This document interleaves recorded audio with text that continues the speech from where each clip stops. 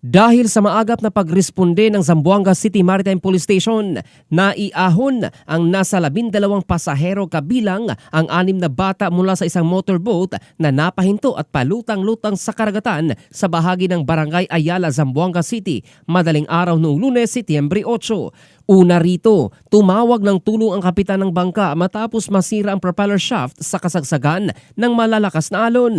Agad nagsagawa ng operasyon ang mga tauhan ng Zamboanga City Police Maritime. Agad nagsagawa ng operasyon ang mga tauhan ng Zamboanga City Maritime Police at matagumpay nilang natuntun ang bangka at nailitas ang mga biktima. Ang mga pasahero na pawang galing sa Tabuan, Lasa, Basilan ay patungong Zamboanga City ay ligtas na dinala sa Regional Maritime Unit 9 Headquarters. Doon sila i-turn over sa City Disaster Risk Reduction and Management Office para mabigyan ng medikal na atensyon.